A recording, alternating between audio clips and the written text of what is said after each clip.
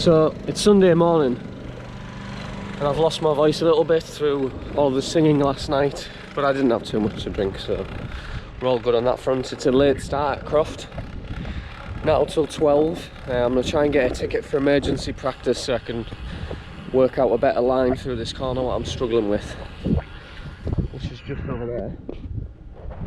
So we're cycling around now, just try and see if we can figure something out. I've watched my onboard from the helmet cam and I've seen what the guy in front's doing, so I just need to try and do that so I don't lose as much time through this particular corner.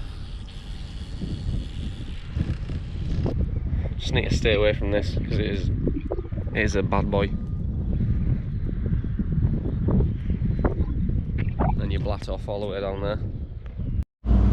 So I just thought I'd give everyone a little run through my bike in case anyone's wondered specs and things like that. So I'll try and remember them all the modifications over a standard bike. So obviously we've got lightweight race fairings. These ones are CRC. I've got mainly CRC stuff because you can replace just one panel and you know it's going to fit together. It comes pre-drilled and things like that, so that's good.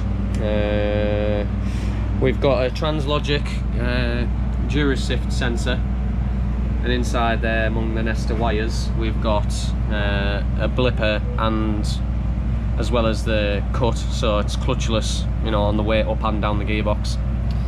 That's our transponder, which registers our lap times and things, which obviously you need when you're racing, especially qualifying, so they can work out where you are on track, things like that. Whilst we're at the back, I've got a Moto Holders front and rear subframes, although the front one I have had modified.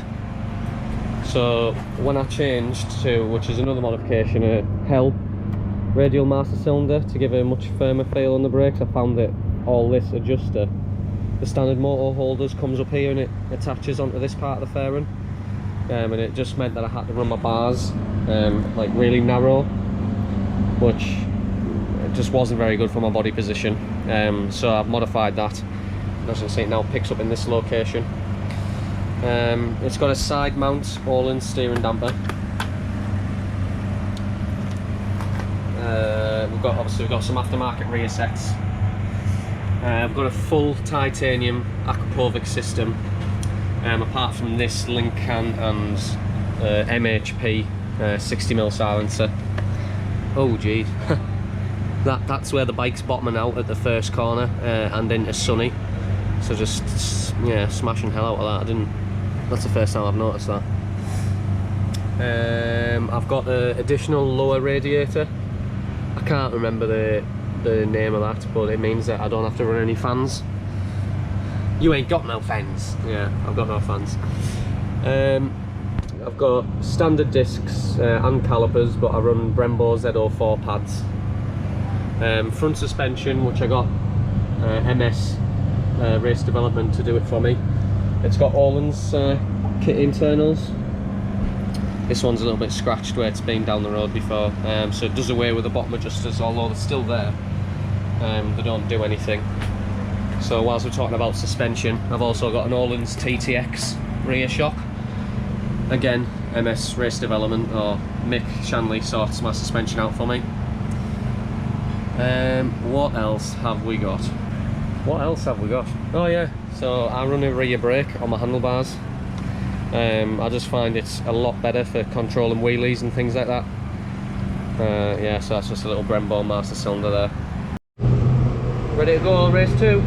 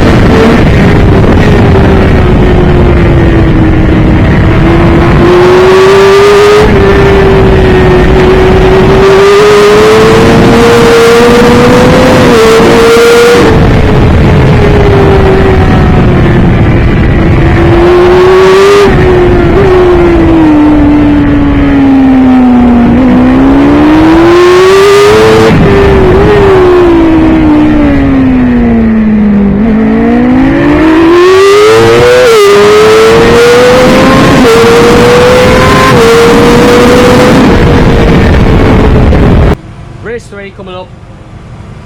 Let's do it.